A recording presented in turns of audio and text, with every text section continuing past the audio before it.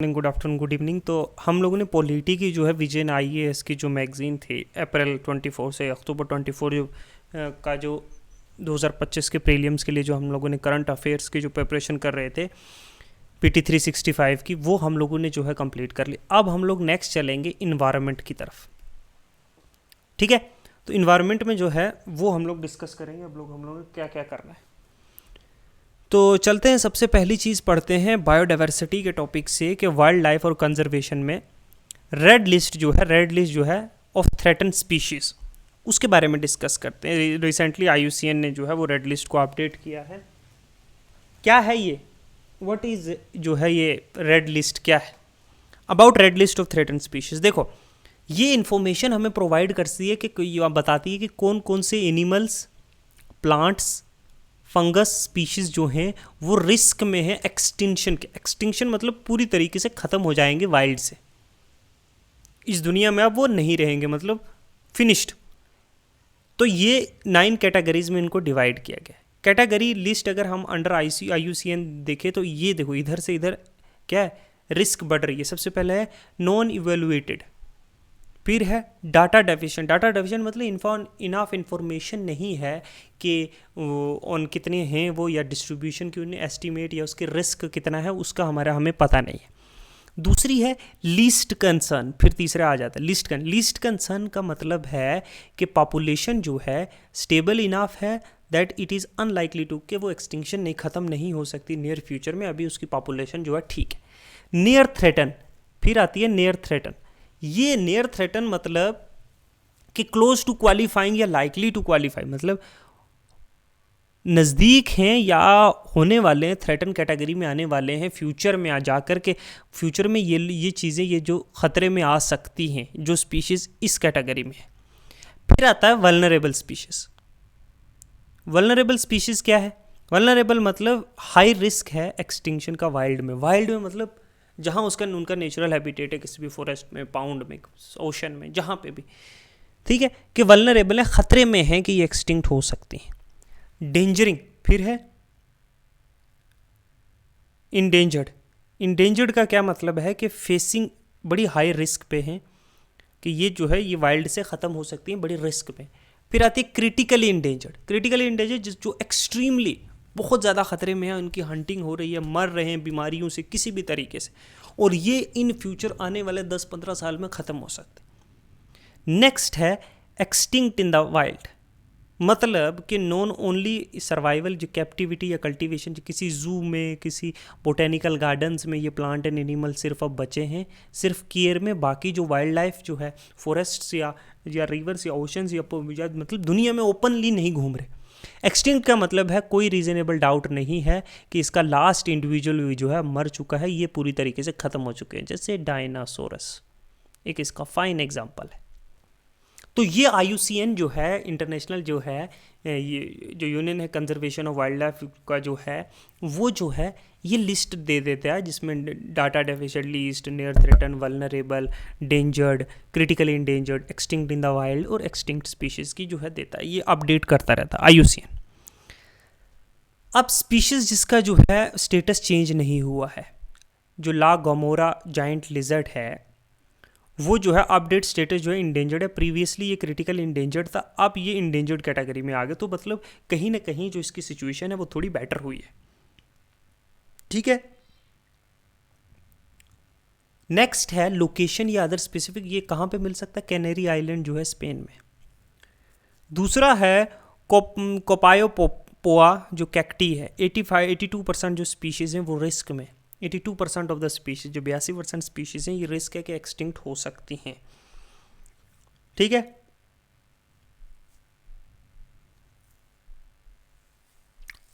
ये कहाँ मिलती है? और जो ऑर्नामेंटल जो कैक्टी है, जो एटम, ये जो है एंडेमिक टू अटाकामा जो कोस्टल डेजर्ट है चिली का।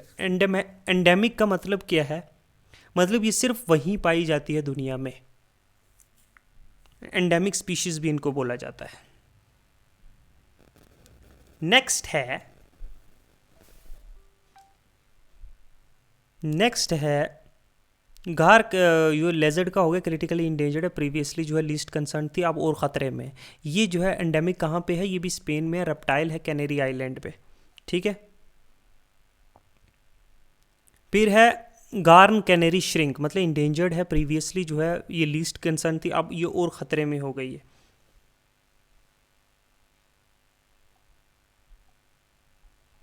नेक्स्ट नेक है जो है इबीज़ा, इबीज़ा जो वॉल लिजर्ड है, इंडेंजर्ड है, प्रीवियसली ये नियर थ्रेटेंड थी। ये भी जो है इबीज़ा या फोर्टेडा, ये सब स्पेन में पाई जाती हैं।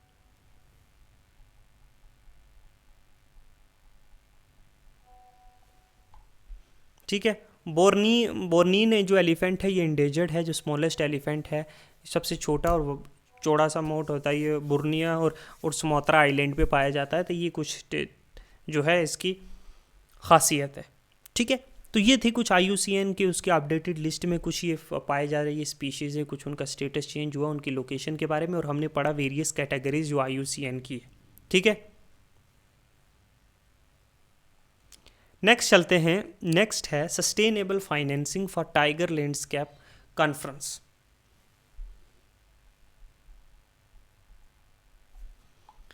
न्यूज़ में क्या था, सस्टेनेबल फाइनेंसिंग जो है टाइगर लैंडस्केप जो कॉन्फ्रेंस है वो होस्ट की गई थी भूटान के द्वारा, और सपोर्ट किया गया था टाइगर जो कंजर्वेशन कोलिशन है उसके द्वारा।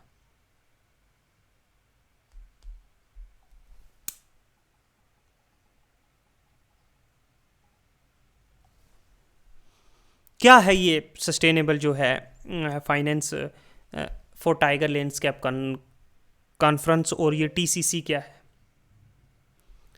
ठीक है।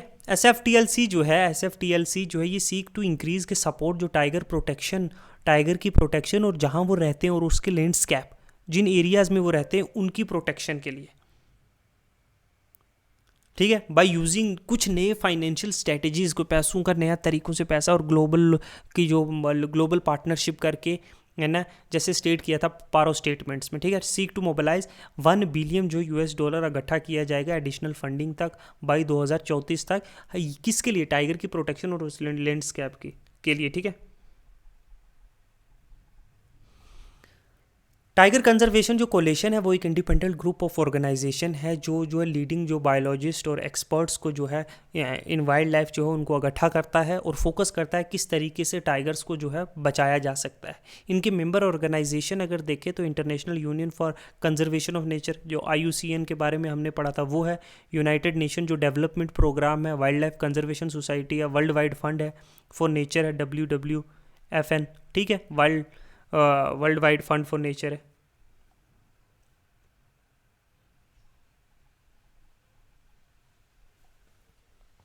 ठीक है। सस्टेनेबल फाइनेंसिंग इनिशिएटिव जो लॉन्च किया गया है SFTLC के द्वारा वो है टाइगर लैंडस्केप इन्वेस्टमेंट फंड, एक जो प्रेजेंट किया गया था UNDP के द्वारा। UNDP का यूनाइटेड नेशन डेवलपमेंट प्रोग्राम, ठीक है।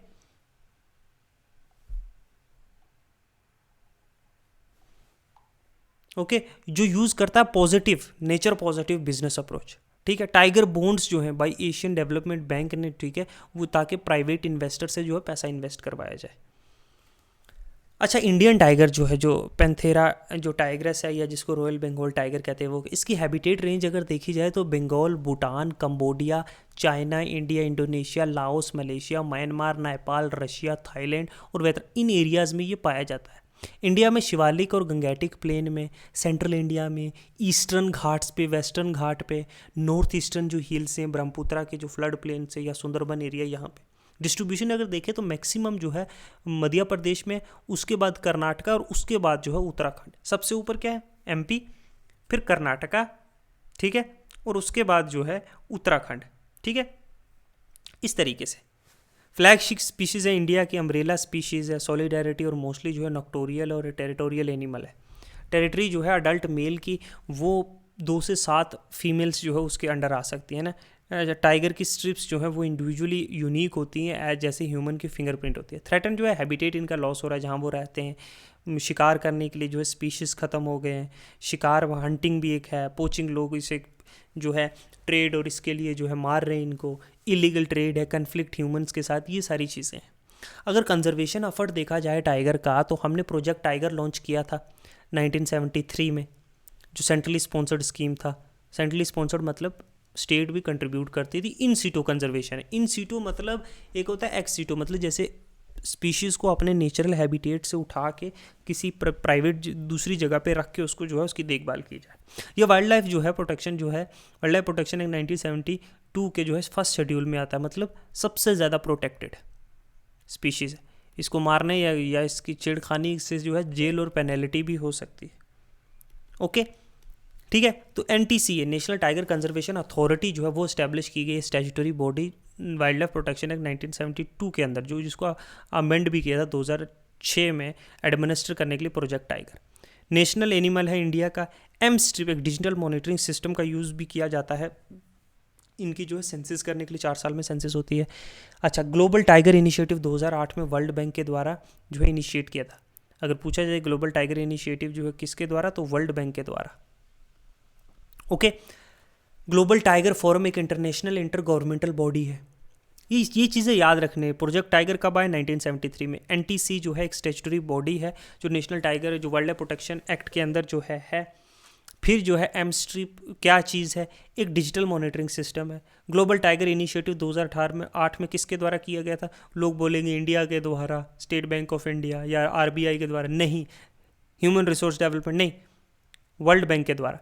ग्लोबल टाइगर फोरम जो है एक इंटरनेशनल जो है इंटर गवर्नमेंटल बॉडी है, मतलब अलग अलग देशों की जो tiger with in the tiger range हैं या फिर दूसरे भी हैं, वो गवर्नमेंट की बॉडीज़ जो है वो मिलती हैं, इनकी कंजर्वेशन के लिए काम करती हैं। अदर जो है कंजर्वेशन अश्योर्ड टाइगर स्टैंडर्ड है, COTS, एक वर्ल्ड वाइड जो फंड है टाइगर्स अलाइव इनिशिएटिव है। ये सारी चीज़ें जो है टाइगर की कंजर्वेशन में आती हैं। तो हमने पढ़ा sustainable finance for tiger landscape conference. यहाँ पे जो है बात की गई थी कि 1 बिलियन तक रेज किया जाएगा 2035 तक इनके हैबिटेट को जो है वो प्रोटेक्ट करने के लिए। नेक्स्ट चलते हैं, International Big cat Alliance. Big cat alliance मतलब यूनियन कैबिनेट ने अप्रूव कर दिया प्रपोजल इंडिया का कि वो टू बिकम एक मेंबर जो है इंटरनेशनल जो है बिग कैट अलायंस का मेंबर बनने का। उन्होंने साइनिंग और रेक्टिफाई किया है फ्रेमवर्क एग्रीमेंट। क्या है IBCA, International Big cat Alliance? ये लॉन्च किसके द्वारा? भाई इंडिया 50th ईयर जो इंडिया का प्रोजेक्ट टाइगर था इन 2023 पूरा हुआ था 50 ईयर पे, तब लॉन्च किया था India's big cat tiger alliance. Apart from India जो है जो निकर गाँव, अच्छा, इससे जो इस वतीनी सोमालिया, इन्होंने भी ज्वाइन किया है। इसका हेडक्वार्टर कहाँ है? हेडक्वार्टर इंडिया में, ये याद रखना। ओके, इसने क्या है, इसका एम है कि किसी तरह से स्ट्रेंथन करनी है ग्लोबल पार्टनरशिप कॉपरेशन के साथ, बाहरी बाकी बड़े मुल्कों की, दूसरे मुल्कों की कॉपरेशन क्या है, मदद लेनी है, मिलकर कंजर्व करना, ताकि 7 बड़ी कैट स्पीशीज़, कौन कौन सी उसमें, tiger, line, leopard, snow leopard, चीता, जैगवार, पूमा, और उनके जो जहाँ वो रहते हैं उनका हैबिटेट जो है वो कंजर्व करना, वो हमें प्रोटेक्ट करना, वो बचाना है। इंडिया में जो है इनहेबिटेट करते हैं सारी कैट्स, एक्सेप्ट अगर पूमा और जैगवार को छोड़ दो, बाकी सारी कैट्स जो है tiger, line, leopard, snow leopard, चीता, ये जो है इंडिया में जो है मिलती है। ठीक है, मल्टी कंट्री और मल्टी एजेंसी कोलेशन है ये। मल्टी कंट्री और मल्टी एजेंसी कोलेशन मतलब पार्टिसिपेट करेंगे जो consist of 95 big cat range country, जहाँ जहाँ पे 95 कंट्रीज हैं, जो क्या है, जहाँ पे जो है ये बड़ी कैट्स जो है किसी तरीके के भी, ये जो बिग सात जो है जो कैट्स की जो काइंड है इनमें से जो मिलती हैं उन रेंज की भी, और नॉन रेंज कंट्री भी, वो भी जहाँ पे नहीं मिलती है, वो अगर countries interested in big cat conservation वो भी कर सकती हैं। और कंजर्वेशन पार्टनर्स रिलेटेड जो साइंटिफिक ऑर्गेनाइजेशंस हैं जो हेल्प करेंगे किस तरीके से कंजर्व किया जाता है इनका हैबिटेट, इनका प्रेस। ठीक है, 9 इंटरनेशनल ऑर्गेनाइजेशंस जो है, 9 इंटरनेशनल ऑर्गेनाइजेशंस जो है उन्होंने भी जो है कंसेंट दिया है कि वो भी एक पार्टनर ऑर्गेनाइजेशन बनेगी। फंडिंग जो है सपोर्टेड 150 करोड़ रुपया जो है 5 साल के लिए, from 2023-24 to 27-28। Conservation status big cats का अगर इंडिया में देखें तो IUCN स्टेटस देखें तो टाइगर जो है वो इंडेंजरिंग में आता है, लायन, चीता, स्नो लिपर्ड और लिपर्ड ये वल्नरेबल स्पीशीज में आते हैं, याद रखना। नियर थ्रेटन में जैगवार है और लीस्ट कंसर्न में पूमा है। IUCN स्टेटस, जितनी भी big cat, 5 big cat India में पाई जाती हैं वो शेड्यूल 1 और 4 वो वाइल्ड लाइफ प्रोटेक्शन एक्ट में आती हैं और साइट्स के अपेंडिक्स में। तो ये था बिग कैट्स के बारे में और इंडिया का जो है IBC है जो इंडिया का बिग कैट अलायंस था। नेक्स्ट चलते हैं एलिफेंट सेंसस 2023 का। न्यूज़ में क्या है, रिसेंटली जो है सिंक्रोनाइज एलिफेंट पॉपुलेशन सेंसस 2023 जो है वो किया गया साउथर्न स्टेट्स में इंडिया में 2023 में जो है वो एलिफेंट सेंसस किया गया। फाइंडिंग क्या है कि कर्नाटका जो है वो कर्नाटका जो है वो टॉप करता है साउथर्न स्टेट्स में, जहाँ 6000 से ज़्यादा है हाथी, मतलब सबसे ज़्यादा एलिफेंट्स जो है साउथर्न स्टेट में कर्नाटका में पाया जाता है। हाई डेथ रेट जो 40% है अमंग जुवेनाइल एलिफेंट्स, एज जो 10 साल या 10 साल से नीचे की है वहाँ पे जो है 40% जो है एलिफेंट्स की डेथ हो रही है। एट्रीब्यूट टू एलिफेंट जो है थीलियोट्रॉपिक जो है हैर्पी वायरस की वजह से, EEHV एलिफेंट जो है इंडोथैलोट्रॉपिक हैप्री वायरस की वजह से, EEHVs। ये थोड़ा सा ध्यान रखना, ये नाम अगर कहीं आए 1-2 बार पढ़ लेना कि किस तरह की वजह से जो है डेथ हो रही है, या ये नाम न्यूज़ में था रिसेंटली रिलेटेड टू क्या है, तो ये याद रखना, ठीक है। इंडिया का एलिफेंट अगर देखें तो एलिफेस मैक्सिमस जिसका साइंटिफिक नेम है, इनका हैबिटेट देखें तो ये ज़्यादातर सेंट्रल और साउथ इंडिया के जो वेस्टर्न घाट्स और नॉर्थ ईस्टर्न इंडिया और ईस्टर्न इंडिया है या नॉर्थ इंडिया है, कुछ पार्ट में जो साउथर्न पेनिनसुलर इंडिया, इन एरियाज़ में जो है ये पाया जाता है। इंडिया में अराउंड 60% ऑफ दी जो है वर्ल्ड की हाथियाँ पाई जाती हैं। हाईएस्ट मैंने बताया कर्नाटका में, उसके बाद फॉलोड बाई आसाम, फिर केरला। कुमकी एलिफेंट ये टर्म यूज़ की गई है इंडिया में कैप्टिव एशियन एलिफेंट की, जो ट्रेन किए जाते हैं और यूज़ किए जाते हैं ऑपरेशन के लिए टू ट्रैप जो वाइल्ड एलिफेंट्स को जो है पकड़ने के लिए, ठीक है। कुमकी, ये जो है कुमकी एलिफेंट्स याद रखना। फिर एक कैरेक्टरिस्टिक्स, हाईली इंटेलिजेंट एनिमल होता है, स्ट्रॉन्ग फैमिली बॉन्ड होता है, सोफिस्टिकेटेड फॉर्म ऑफ, बड़ा ही अजीब एक टफ फॉर्म ऑफ कम्युनिकेशन है। वन ऑफ जो 3 सब स्पीशीज़ हैं एशियन एलिफेंट की, 2 जो है एक सुमात्रन और श्रीलंकन एलिफेंट है, दूसरी 2, ठीक है। लाइफ स्पेन 60 से 70 साल के बीच का होता है। गेस्टेशन पीरियड 20 से 22 मंथ का लॉन्गेस्ट गेस्टेशन पीरियड है सारे मैमल्स में। गेस्टेशन पीरियड मतलब प्रेगनेंसी, फिर बच्चा, ये ठीक है। तो लीडर ऑफ एलिफेंट ग्रुप जो है वो फीमेल होती है। थ्रेटन क्या है, हैबिटेट बड़ा अलग अलग है, फ्रेगमेंटेड हो गया है, डिग्रेडेशन हो गया है। एग्रीकल्चर के एक्सपेंशन और इंडस्ट्रीज़ की वजह से कहीं ना कहीं ह्यूमन और एलिफेंट्स के बीच की जो कन्फ्लिक्ट है वो बढ़ गई है। रोड्स, रेलवेज, इनकी वजह से, पोचिंग की वजह से। कंजर्वेशन के लिए, इनके बचाव के लिए हमने प्रोजेक्ट एलिफेंट 1992 में लॉन्च किया था। तो एलिफेंट टाइगर कब आता है, 1973 में, ठीक है। लेकिन प्रोजेक्ट एलिफेंट कब आता है, 1992 में। कहीं क्रोनोलॉजिकल ऑर्डर में पूछ लिया तो याद रखना 1992 में। 33 एलिफेंट रिजर्व से 14 मेजर एलिफेंट स्टेट्स में 33 एलिफेंट रिजर्व से। प्रोजेक्ट टाइगर कब लॉन्च हुआ, 1992। क्या डिफरेंस है बिटवीन एक एशियन और अफ्रीकन एलिफेंट में, इंडिकेटर देखो। ये जो देखो एशियन एलिफेंट है, ये अफ्रीकन एलिफेंट है। इसके थोड़े ये देखो कान लंबे होते हैं, ये सूंड थोड़ी पतली होती है और छोटी होती है, ये मोटी होती है, कान छोटे होते हैं, ठीक है। ये देखो ये जो है बॉडी इस तरीके की शेप की है। IUCN स्टेटस देखो तो इंडिया की जो है वो इंडेंजर्ड है। यहाँ सवाना एलिफेंट जो है वो इंडेंजर्ड है और फॉरेस्ट एलिफेंट जो है वो क्रिटिकली इंडेंजर्ड है। बाकी इंडिकेटर अगर एशियन एलिफेंट का देखें तो स्मॉलर, ठीक है, छोटे होते हैं साइज़ में। वेट जो है बिटवीन जो है 3000 से 6000 kg के बीच में होता है। वहीं अफ्रीकन एलिफेंट बड़े होते हैं, वेट 4 से 8000 के बीच में होता है kg के। ईयर्स जो है स्मॉल और राउंडेड ईयर्स होते हैं। इनके लार्ज और फैन शेप एलिफेंट होते हैं। स्किन जो है कंपेरेटिवली जो है स्मूथ होती है, इस पर जो है झुर्रियाँ होती है। स्किन जो है मोर रिंकल्ड है। फोर हेड जो है ट्विन डोम्ड हेड है, स्किन डोम्ड है, सिंगल डोम हेड है। ट्विन डोम देखो, ये सिंगल डोम है, ये देखो ट्विन डोम है यहाँ पे इस तरीके से। टस्क जो only small male Asian elephant की जो टस्क है are tusk have tusk. Small male Asian जो है एलिफेंट की टस्क होती है, बाकी टस्क आर एब्सेंट जो फीमेल में। Only rudimentary tusk found. Both male और फीमेल अफ्रीकन एलिफेंट की टस्क ग्रो करती है, ठीक है। तो ये एलिफेंट्स के बारे में हमने डिस्कस किया। नेक्स्ट मूव करते हैं नेक्स्ट है स्टेट ऑफ राइनो जो है 2024 रिपोर्ट, क्या कहती है। न्यूज़ में क्या था कि इंटरनेशनल राइनो फाउंडेशन ने रिलीज़ की है स्टेट ऑफ राइनो 2024 की रिपोर्ट। क्या है न्यूज़ में, आईआरएफ जो है इनिशियली जो है cold international black rhino foundation इन 1991। इनिशियली इसको जो है इंटरनेशनल जो राइनो फाउंडेशन है इसको जो है इंटरनेशनल ब्लैक राइनो फाउंडेशन कहा जाता था, और ये डेडिकेटेड थी survival of world's rhino species के सर्वाइवल के लिए जो है काम करती थी। जो स्टेट ऑफ राइनो रिपोर्ट है 2024 वो क्या कहती है, कहती है कि जितने भी ऑल 5 स्पीशीज़ कंबाइंड, तीनों स्पीशीज़ को मिला दो राइनो की, तो अराउंड अंडर 28,000 जो है वो 28,000 के अंडर जो है वो स्पीशीज़ बचे हैं पूरी दुनिया में। अगर पाँचों स्पीशीज़ जो है राइनो की मिला के, राइनो पोचिंग जो है अफ्रीका में वो 4% तक बढ़ गई है 2022-23 में। नंबर ऑफ जो वाइट राइनो हैं वो इंक्रीज़ हुए हैं, बट ग्रेटर वन हाइनर राइनो जो इंडियन राइनो नंबर जो है वो कहीं ना कहीं सेम है। जो इंडिया में वन हॉर्न एक सींग वाला जो राइनो पाया जाता है वो कहीं ना कहीं राइनोसोरस जिसको कहते हैं वो राइनो कहीं ना कहीं सेम है। बाकी जो वाइट राइनो है उसकी जो है नंबर जो है वो इंक्रीज़ हुआ है। अगर राइनोज़ के बारे में देखें तो 5 टाइप की स्पीशीज़ होते हैं। 2 अफ्रीकन है जिसमें वाइट और ब्लैक आता है, 3 एशियन है जिसमें इंडियन राइनो, सुमात्रन राइनो और जावा सुमात्रा में जो इंडोनेशिया के और इंडिया में एक स्पीशीज़ पाई जाती है, 2 अफ्रीका में पाए जाते हैं वाइट और ब्लैक।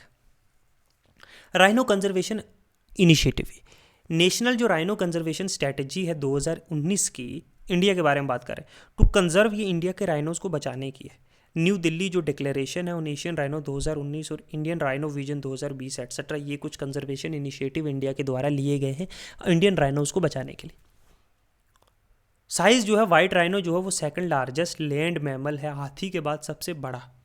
इंडियन रैनो जो है वो लार्जेस्ट है सारे एशियन रैनोज में, सुमात्रा और जावा को भी देख लो तो इंडिया में सबसे बड़े पाए जाते हैं। अपीयरेंस और बिहेवियर के हिसाब से जो अफ्रीकन राइनो वो लेस आर्म्ड लुक होता है, ज़्यादा एग्रेसिव होता है, 2 सींग होते हैं, स्विमिंग इतनी अच्छी नहीं करनी आती, पूर होता है, वो गहरे पानी में जो है डूब सकते हैं, इसीलिए वो कीचड़ और मड में जो है घूमते रहते हैं। फाइट विद देयर हॉर्न्स, वो अपने सींगों से जो सींग होते हैं उनसे लड़ते हैं। इंडियन राइनो जो है लार्जेस्ट है, मोर आर्मर्ड लुक होता है, कम एग्रेसिव होता है, 2 हॉर्न होते हैं सुमात्रन राइनो के और 1 हॉर्न है इंडिया और जावा के जो राइनोस हैं। अच्छे स्विमर होते हैं, तो अपने दांतों के साथ जो है बॉटम जो नीचे वाले दांत हैं उनके साथ जो है लड़ते हैं। ठीक है। Feed low to the ground, grass, ये लंबे लंबे घास खाते हैं, श्रब्स, पत्ते, ये सब कुछ, ये घास चरते हैं। हैबिटेट जो है अफ्रीकन रैनो का ग्रास लैंड है, सवाना और श्रब डेजर्ट्स। वहीं इंडिया का जो है ट्रॉपिकल और सब ट्रॉपिकल ग्रास लैंड, सवाना और ट्रॉपिकल मॉइस्ट फॉरेस्ट। अगर कंजर्वेशन देखें तो वाइट जो है वाइट रैनो वो नियर थ्रेटेड है, वहीं ब्लैक रैनो जो है वो बड़ा क्रिटिकली इंडेंजर्ड है। इंडियन रैनो जो है वो वल्नरेबल है और सुमात्रा और जावा रैनो जो है वो क्रिटिकली इंडेंजर्ड है। तो वाइट रैनो जो है नियर थ्रेटेड है, इंडियन रैनो वल्नरेबल है, वहीं ब्लैक और रैनो सुमात्रन और जो जावा है वो क्रिटिकली इंडेंजर्ड। ठीक है, तो ये रैनोज के बारे में था। नेक्स्ट चलते हैं ग्रेट इंडियन बस्टर्ड। न्यूज़ में क्या, मिनिस्ट्री जो है एनवायरनमेंट, फॉरेस्ट और क्लाइमेट चेंज ने उसने अप्रूव कर दिया है फंड नेक्स्ट फेज़ के लिए 2024 से 29 के लिए, किस तरह बस्टर्ड रिकवरी प्रोग्राम के लिए। ग्रेट इंडियन बस्टर्ड जो है, बस्टर्ड रिकवरी प्रोग्राम क्या है, कवरेज ऑफ स्पीशीज। जो ग्रेट इंडियन बस्टर्ड है या लेसर जो फ्लोरिकन है, जो 2 ऑफ द 4 जो बस्टर्ड स्पीशीज है, 4 में से 2 जो बस्टर्ड स्पीशीज हैं, एक GIB है ग्रेट इंडियन बस्टर्ड और एक लेसर फ्लोरिकन है, या और अदर जो बंगाल फ्लोरिकन है, मैक्वींस बस्टर्ड है। ठीक है, कवर करता है कौन कौन से स्पीशीज़ को जो है ये बस्टर्ड रिकवरी प्रोग्राम कवर करता है। बैकग्राउंड क्या है, पहली बार 2013 में स्टार्ट किया था और changed to bustard recovery project 2016 में, एक्सटेंड कर दिया 2033 तक। प्रोजेक्ट इंप्लीमेंट किसके द्वारा किया गया, wild life institution of India, wild life institution of India के द्वारा। ठीक है। फंडिंग एजेंसी क्या है, नेशनल जो कंपनसेटरी एफोरेस्ट्रेशन फंड मैनेजमेंट और प्लानिंग अथॉरिटी है, कैंपा अथॉरिटी है, CAMPA, कैंपा के द्वारा जो है इन्हें फंडिंग दी जाएगी। कौन इंप्लीमेंट कर रहा है, wild life institution of India. ठीक है। पहली बार कब स्टार्ट हुआ था, 2013 में, नाम चेंज करके बस्टर्ड रिकवरी प्रोजेक्ट रखा गया 2016 में। पार्टनर एजेंसी, बाकी कौन कौन से लोग इसकी मदद करेंगे, कौन कौन सी agency, ministry of environment, forest और क्लाइमेट चेंज। ठीक है। राजस्थान जो है फॉरेस्ट डिपार्टमेंट, गुजरात के, महाराष्ट्र के फॉरेस्ट डिपार्टमेंट, ये जिनका हैबिटेट भी है, जिन एरियाज़ में जो है बस ग्रेट इंडियन बस्टर्ड पाया जाता है, वहाँ के भी फॉरेस्ट डिपार्टमेंट, महाराष्ट्र, गुजरात और राजस्थान का फॉरेस्ट डिपार्टमेंट और मिनिस्ट्री ऑफ फॉरेस्ट और क्लाइमेट चेंज जो है सेंटर का, ये लोग हेल्प करेंगे इनकी। कैंपा फंडिंग कर रहा है, wild life institution of India इसको इम्प्लीमेंट कर रहा है। प्रोजेक्ट का ऑब्जेक्टिव है कि conserving breeding, securing XC2 population. XC2 मतलब कि जो बहुत सारे जो स्पीशीज़ है ना, जो वाइल्ड में इंडेंजर्ड होते हैं, उनको ला के कैप्टिव में रखा जाता है एक जगह पे, जैसे जू होते हैं, वहाँ पे जो है उनकी देखभाल की जाती है। तो प्रोजेक्ट का है कि रिसर्च की जाएगी, कैपेसिटी बिल्डिंग और आउटरीच, पायलट इंप्लीमेंटेशन, जो सर्जिकल हैबिटेट मैनेजमेंट की जाएगी, इनका हैबिटेट जो लॉस हो रहा है क्या कारण है, उनको दोबारा से जो है ठीक किया जाएगा। कोलैबोरेटिव एजेंसी और जो है बॉम्बे जो है हिस्टोरिकल जो है बॉम्बे नेचुरल हिस्टोरिकल सोसाइटी है, जो इस्टेब्लिश 1883 में हुई थी। बाकी इंटरनेशनल फंड फॉर जो होबारा कंजर्वेशन, अच्छा रेनेको है जो कोबार्ट फाउंडेशन है, ह्यूमेन सोसाइटी इंटरनेशनल है, जीव दया चैरिटेबल ट्रस्ट है, ग्रासलैंड ट्रस्ट है, तो ये कर रही है। अगर हम जो है लेसर फ्लोरिकॉन के बारे में देखें तो ये स्मॉलेस्ट बर्ड है जो बस्टर्ड फैमिली से आता है। प्रोटेक्शन जो है, अगर IUCN की देखें, इंडिया के जो है वाइल्ड लाइफ प्रोटेक्शन के जो है शेड्यूल 1 में आता है, शेड्यूल फंड जो है 1972 के में। क्रिटिकली इंडेंजर स्पीशीज़ है, साइट के अपेंडिक्स फर्स्ट में आता है, साइट के अपेंडिक्स फर्स्ट में क्रिटिकली इंडेंजर्ड स्पीशीज IUCN में, और वाइल्ड लाइफ प्रोटेक्शन एक्ट में शेड्यूल फर्स्ट में आता है। इसका हैबिटेट जो है राजस्थान, गुजरात, मध्य प्रदेश, महाराष्ट्र और आंध्र प्रदेश, लेसर फ्लोरिकन की, ठीक है। थ्रेटन क्या है? पेस्टिसाइड्स का जो यूज़ होता है ना, जो कीड़े मकोड़े मारने के लिए, वो कहीं ना कहीं जहाँ पे ये ब्रीडिंग ग्राउंड है उसको जो है यूजेज, पेस्टिसाइड का जो यूज़ होता है घास पे खेती में, ये वो एक सबसे बड़ी समस्या है। और मिसमैनेजमेंट, जो एग्रो ग्रासलैंड है, ये जो एग्रो एग्रीकल्चर ग्रासलैंड है, इसका मिसमैनेजमेंट की वजह से इनका हैबिटेट लॉस हो रहा है। दूसरा था ग्रेट इंडियन बस्टर्ड। देखो साइट की अपेंडिक्स फर्स्ट में आता है, क्रिटिकली इंडेंजर्ड स्पीशीज़ है, और वाइल्ड लाइफ प्रोटेक्शन एक्ट के शेड्यूल 1 में आता है।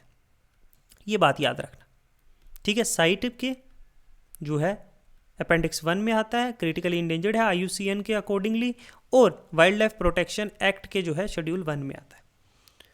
अमॉन्ग 22 स्पीशीज़ जो कवर्ड हैं स्पीशीज़ रिकवरी प्रोग्राम के बीच में, उसमें से एक ये भी है। एंडेमिक टू इंडियन सब कॉन्टिनेंट, इंडिया पाकिस्तान जो है इन रीजन्स में ही जो है सब कॉन्टिनेंट में ही ये पाया जाता है, बाकी कहीं नहीं। मोस्टली जो है राजस्थान और गुजरात में पाया जाता है। स्मॉल पॉपुलेशन जो है महाराष्ट्र, कर्नाटक और आंध्र प्रदेश में ही पाई जाती है। अगर कंजर्वेशन एफर्ट की बात करें तो की हैबिटेट जैसे नेशनल पार्क्स और सेंचुरीज, जैसे डेजर्ट नेशनल पार्क है राजस्थान की, नलिया ग्रासलैंड है, लाला जो बस्टर्ड वाइल्ड लाइफ सेंचुरी है, अच्छा ग्रेट इंडियन बस्टर्ड जो कंजर्वेशन ब्रीडिंग सेंटर है वो राजस्थान में है। आर्टिफिशियल इंसेमिनेशन, आर्टिफिशियली मतलब कि इनको फर्टिलाइज करने की कोशिश की जाती है, नेशनल ब्रीडिंग सेंटर जो जैसलमेर में है, ताकि इनकी पॉपुलेशन को इंक्रीज़ किया जाए। नॉट बायोलॉजिकली, मतलब जो है through the sexual intercourse of this kind of artificial insemination की। अच्छा, training of personnel, artificial breeding जो नेचुरल एवियन रिसर्च सेंटर है अबू धाबी में, वहाँ पे ट्रेनिंग दी जाती है किस तरह से होगा। थ्रेट जो है प्रीडेशन है, और जो है इंटेंगलमेंट, जो पावर लाइन से बड़ी बड़ी जो पावर लाइन्स लगाई गई है ना, इनके साथ जो है, क्योंकि इनका वेट बहुत ज़्यादा होता है तो इनके साथ टकरा के भी मर जाते हैं, ठीक है। पेस्टिसाइड्स की वजह से भी प्रॉब्लम आ रही है, जो हमने ऊपर डिस्कस किया था। कैरेक्टरिस्टिक्स देखें तो ये एक एग्रो ग्रासलैंड ओमनिवोरस बर्ड है जो लैग करते हैं फ्रंटल विजन, सामने इतना नहीं देख पाते, फ्रंटल विजन साइड्स में देखते हैं। तो male have gular pouch to fill air and exhale with a great humming sound, जो अट्रैक्ट करती हैं फीमेल्स को। Male play no role incubation, और जो यंग जो बच्चे हैं उनकी देखभाल के लिए मेल्स जो है बिल्कुल नहीं जो है ध्यान रखते, बड़े ही गैर जिम्मेदार लोग हैं। रिलेटेड न्यूज़ देखें तो सुप्रीम कोर्ट ने ऑर्डर किया है कि बैन जो है पावर लाइंस पे। रिसेंटली सुप्रीम कोर्ट ने मॉडिफाई किया अपना अर्लियर ऑर्डर और जो रिस्ट्रिक्शन थे on setting up of overhead transmission line. Judgement of Supreme Court ने जो है रिमूव कर दिया ब्लैंकेट डायरेक्शन जो है अंडरग्राउंड हाई वोल्टेज और लो वोल्टेज पावर जो है इन रीजन्स में यूज़ की जाएगी, इंटायर रीजन्स में जहाँ पे ये पाए जाते हैं। कॉन्स्टिट्यूट की एक एक्सपर्ट कमेटी और डिटरमाइन करने के लिए स्कोप, फिजिबिलिटी और एक्सटेंड जो है ये कि जो हवा की जगह जो है ऊपर हवा में लगाने की जगह जो है अंडरग्राउंड इलेक्ट्रिसिटी इन एरियाज़ में एक एज ए प्रायोरिटी एरियाज़ जो है वो देखने के लिए कमेटी सेटअप की है, क्या हो सकता है या नहीं। दूसरा है क्रोकोडाइल कंजर्वेशन प्रोजेक्ट। क्यों न्यूज़ में? रिसेंटली क्रोकोडाइल जो है वो कंजर्वेशन प्रोजेक्ट जो है कंप्लीट किया है अपना 50 साल, 50 ईयर्स कंप्लीट किए हैं क्रोकोडाइल बचाओ जो प्रोजेक्ट है। क्या है ये? इंडिया ने लॉन्च किया था ये प्रोजेक्ट उड़ीसा में इन भीतरकनिका जो नेशनल पार्क में 1975 में। किसकी मदद से? यूनाइटेड नेशन डेवलपमेंट प्रोग्राम की मदद से और United Nation Food and Agriculture Organisation जो FAO है उसकी मदद से और UNDP की मदद से। कब? 1975 में। 50 साल पूरे हो चुके हैं। भीतरकनिका जो नेशनल पार्क है ये एक रामसर साइट भी है जो लोकेटेड है उड़ीसा में। ये इंडिया की सेकंड लार्जेस्ट मैंग्रोव इकोसिस्टम है सुंदरबन के बाद। ये एसेंशियली एक नेटवर्क है ग्रीक और कैनाल्स का जो इंड्यूटेड है पानी के साथ। जो रिवर जो है ब्राह्मणी जो है बेतरानी, धर्मा और पतासाला, ये होम है लार्जेस्ट कोग्रेसिव जो सॉल्ट वाटर क्रोकोडाइल यहाँ पे सबसे ज़्यादा पाए जाते हैं। अलोंग भी जो है water monitor lizard, Python, hyenas etcetera ये पाए जाते हैं। क्रोकोडाइल जो है लार्जेस्ट सर्वाइविंग स्पीशीज़ है और वर्टेब्रेटा क्लास जो रेप्टाइल है इसकी सबसे, जो रेप्टाइल रेंगने वाली, इसकी सबसे जो है largest surviving species. Habitat except for one salt water species, एक साल्ट वाटर स्पीशीज जो नमकीले समुद्री पानी में रहते हैं। क्रोकोडाइल जो है ज़्यादातर जो है फ्रेश वाटर स्वाम्प्स में, लेक्स और रिवर्स में रहते हैं। बिहेवियर जो है नॉक्टोरल एनिमल्स हैं एंड आर पायोक्लोथर्मिक, मतलब रेगुलेट करते हैं अपना बॉडी का टेम्परेचर जो मेंटेन करते हैं सिर्फ कुछ डिग्रीज तक रख सकते हैं। अगर जो है फास्ट जो है इसका टेम्परेचर आगे पीछे होगा तो इनकी डेथ भी हो सकती है। ये साइट के जो है अपेंडिक्स 1 में आते हैं, ठीक है। वाइल्ड लाइफ प्रोटेक्शन के 1972 के 1 में आते हैं और IUCN के अकॉर्डिंगली ये क्रिटिकली इंडेंजर्ड स्पीशीज़ है, ठीक है। हैबिटेट जो है इनहेबिट फ्रेश वाटर रिवर जैसे चंबल, गिरवा, घाघरा, सन, गंडक इन रिवर्स के बीच में। करेक्टरिस्टिक जो है नेम घड़ियाल जो है वो इसके बुलबॉयज नोब की वजह से, ये देखो ना, समझे। आगे जो एंड उसके माउथ के आगे छोटा सा एक मुक्के की तरह एक मोटा सा जो है शेप है। प्राइमली जो है मछलियाँ खाते हैं, ईट फिश। तो ये बारे में था जो 50 ईयर्स पूरे हुए थे तो न्यूज़ में था, उसके रिलेटेड हमने थोड़ी जनरल इन्फॉर्मेशन ले ली, ठीक है। नेक्स्ट चलते हैं, डिस्कस करते हैं फंगा। फंगा क्या है? रिकॉग्नाइजेशन और कन्वर्जन। न्यूज़ में क्या था, जो फंगाई फाउंडेशन है थ्रू UN जो है बायोडाइवर्सिटी, उन्होंने ये आज किया है लोगों से ग्लोबली कि वो यूज़ करें वर्ड फंगा जब भी वो फ्लोरा और फोना को देखें। वेन एवर दिस से फ्लोरा एंड फोना तो यूज़ करें फंगा, मतलब फ्लोरा और फोना दोनों, एज पार्ट ऑफ एक Trinity of life on earth, ठीक है। क्या कहना चाहते हैं इसमें जो है कवि, वो पढ़ते हैं आगे। कवि इसमें ये कहना चाहते हैं, कवि अब फ्लोरा और फोना के बारे में क्या कहना चाहते हैं वो हम लोग देखते हैं। मीनिंग मतलब रेफर टू द एक लेवल ऑफ डाइवर्सिटी जो फंगाई में in a given place. About funga and fungi मतलब फ्लोरा, फंगा और फंगी मतलब प्लांट्स एंड एनिमल स्पीशीज, ठीक है।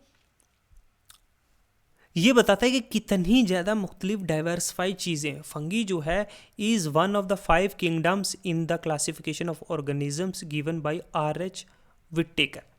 फंगी जो एक जो है 5 किंगडम्स जो क्लासिफिकेशन ऑर्गेनिजम्स की दी हैं उनमें से फंगी जो है एक स्पीशीज, ठीक है। अब जो है डाइवर्सिटी जो है वो वेरी करती है सिंगल सेल ऑर्गेनिज्म से लेके कम्प्लेक्स मल्टी सेल ऑर्गेनिजम्स तक। एक सिंगल सेल ऑर्गेनिजम्स में भी डाइवर्सिफाइड और मल्टी सेल्स ऑर्गेनिजम्स में भी डाइवर्स, मतलब अलग अलग टाइप के, डिफरेंट टाइप्स ऑफ डिस्ट्रीब्यूशन है। ट्रॉपिकल टेम्परेट से लेकर आर्टिक रीजन तक, इंटरेस्ट्रल मतलब ज़मीन पे भी और पानी में भी, दोनों इकोसिस्टम्स में ये पाए जाते हैं। करेक्टरिस्टिक्स हैव एक सेल वॉल होती है विद चिटन, ठीक है। मूड ऑफ जो न्यूट्रिशन है वो हेटेरोट्रॉपिक है। बॉडी की ऑर्गेनाइजेशन जो है मल्टी सेलुलर और लूज टिश्यूज होते हैं। सिग्निफिकेंस क्या है फंगी की? माइक्रोहाइजल मतलब mutually benefit associated with root of plant या ट्रीज ग्रोथ के साथ भी है, ट्रीज को भी फायदा हो रहा है, ये भी सर्वाइव कर रहे हैं। कार्बन रिजर्वायर स्टोर करते हैं, कार्बन डिकम्पोजिशन, तो वेरियस मल्टीपल है। अगर हम IUCN का ऑर्गेनाइजेशन, तो IUCN जो है स्पीशीज सर्वाइवल जो कमीशन है, फंगल कंजर्वेशन कमेटी, ग्लोबल जो है फंगाई रेड लिस्ट इनिशिएटिव भी है। चिली जो है एक ओनली कंट्री है जो कंसिडर करती है फंगी को in its law of conservation में भी, ठीक है, इनको बचाने के लिए। और भी बहुत सारे एस्पेक्ट हैं, वो आप पढ़ सकते हो यहाँ पे। सेक्सुअल है, कैरेक्टरिस्टिक्स हैं जो आपके लिए इंपॉर्टेंट है मेंस के लिए। World network of biosphere reserves, ये क्या है, क्या न्यूज़ में था? यूनाइटेड नेशन जो एजुकेशन, साइंटिफिक और कल्चरल ऑर्गेनाइजेशन है, यूनेस्को, उसने 11 नई बायोस्फीयर रिजर्व्स जो हैं फ्रॉम कंट्री लाइक कोलंबिया और एटसेट्रा, उनमें से ऐड किया है जो मेन और बायोस्फीयर रिजर्व प्रोग्राम है। उसमें आपने पढ़ा होगा एमएबी प्रोग्राम के बारे में। मोर इन द न्यूज, जो world network of biosphere reserve है, इज नाउ हैव 759 759 जो है 136 कंट्रीज में जो है साइट है। 136 कंट्री में 759 साइट हो चुकी हैं, जो क्या है, मेन और बायोस्फीयर प्रोग्राम का पार्ट है। क्या है मेन और बायोस्फीयर प्रोग्राम? ये लॉन्च किया गया था 1971 में, एक इंटर गवर्नमेंटल साइंटिफिक प्रोग्राम, जिसका मकसद ये था कि हम साइंटिफिक बेसिस पे जो है एक साइंटिफिक बेसिस एस्टैब्लिश करेंगे, जिससे इंश्योर हो सके जो रिलेशनशिप है लोगों का और इन्वायरमेंट का, वो जो है बनाया जाए।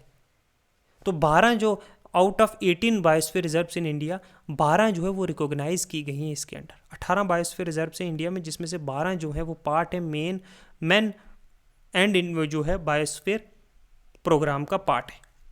नीलगिरी बायोस्फीयर रिजर्व जो था वो पहला था जिसे इस शर्त पे रीऑर्गेनाइज किया गया था। ठीक है, क्या है बायोस्फीयर रिजर्व प्रोग्राम? एक इन सीटू कंजर्वेशन है, मतलब एक एरिया को हम लोग डिक्लेयर कर दे बायोस्फीयर। ठीक है, एरिया जो है जहाँ पे डाइवर्स जो है अलग अलग टाइप के नेचुरल और कल्चरल लैंडस्केप पाए जाते हो अक्रॉस टेरिटोरी, जहाँ कोस्टल है, मरीन है, इकोसिस्टम है, जहाँ पे अलग टाइप की फ्लोरा और फोना पाए जाते हैं। ठीक है, कंसिस्ट ऑफ, वहाँ 3 जोन होते हैं। एक कोर एरिया होता है जो स्ट्रिक्टली प्रोहिबिटेड होता है, मतलब ये कोर एरिया, ये स्ट्रिक्टली प्रोहिबिटेड है। फिर ये जो है ये क्या है, ये बफर जोन है। ये एरिया जो है ये बफर जोन है। ठीक है, यहाँ पे जो है with sound ecological practice that कुछ साइंटिफिक बेसिस के ऊपर कुछ ना कुछ एक्टिविटीज़ यहाँ जो है ये बफर एरिया में जो है इजाज़त होती है, कोर एरिया में नहीं होती। फिर ट्रांजिशन एरियाज होते हैं ये।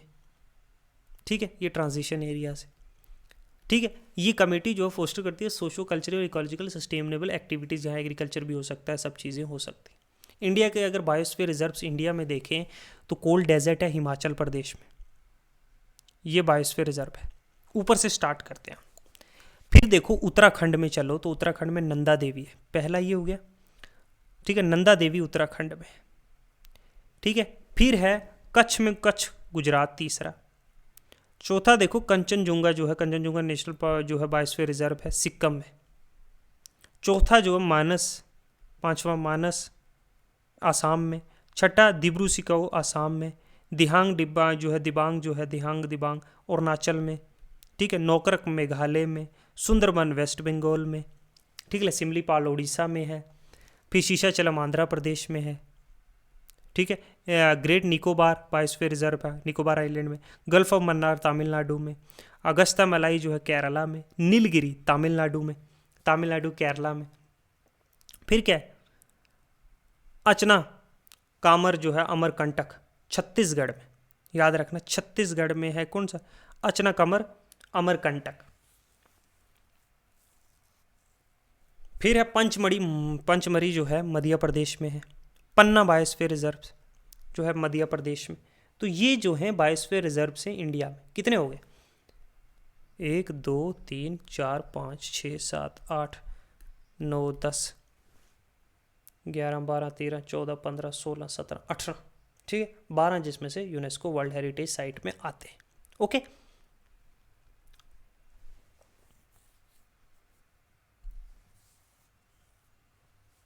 नेक्स्ट करेंगे हम लोग इको सेंसिटिव एरियाज। न्यूज़ में क्या था कि कर्नाटक गवर्नमेंट ने रिजेक्ट कर दिया कस्तूरी रंजन की जो कमेटी की रिपोर्ट थी कि प्रोटेक्शन जो फ्रजाइल जो वेस्टर्न घाट का जो रीजन है कि वहाँ का इन्वायरमेंट डिग्रेडेशन हो रहा है, उसको प्रोटेक्ट करने के लिए जो रिपोर्ट थी कस्तूरी रंजन की, कर्नाटक गवर्नमेंट ने उसको जो है वो रिजेक्ट कर दिया है।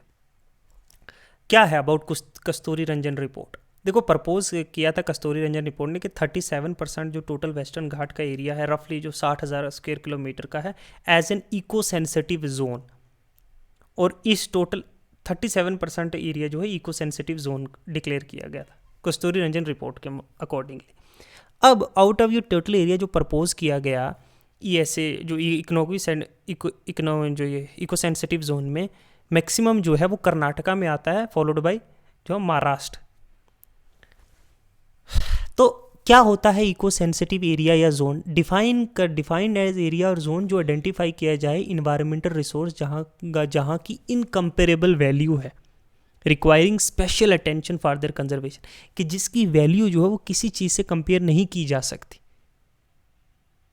और उसके लिए ज़्यादा अटेंशन दी जाए उसको बचाने के लिए, वो चाहे उसकी वहाँ का लैंडस्केप हो, वहाँ की वाइल्ड लाइफ हो, वहाँ की बायोडाइवर्सिटी हो, जितनी भी लिविंग थिंग्स हैं, हिस्टोरिकल और नेचुरल वैल्यू हो, इन्वायरमेंटल जो नेशनल इन्वायरमेंट पॉलिसी 2006 के अकॉर्डिंगली इकोनॉमिकली सेंसिटिव जोन इसको कहते हैं। तो उसने जो कस्तूरी रंजन रिपोर्ट को रिजेक्ट कर दिया Karnataka government. Notified by central government under जो है इन्वायरमेंटल प्रोटेक्शन एक्ट 1986। पर्पज़ क्या है इकोनॉमिक जो इको सेंसिटिव जोन का, कि प्रोटेक्ट करना है इन्वायरमेंट को और अवॉइड करना है किसी भी तरीके की डिग्रेडेशन, यहाँ जो है ख़राबी नहीं होनी चाहिए, वहाँ का लैंडस्केप कम नहीं होना चाहिए, या फिर वहाँ का वाइल्ड लाइफ उस पर किसी भी ह्यूमन एक्टिविटीज़ की बदौलत। और ये कहीं ना कहीं एक काइंड ऑफ बैरियर या शॉक ऑब्जर्वर है फॉर जो स्पेशलाइज्ड इकोनॉमिक सिस्टम है।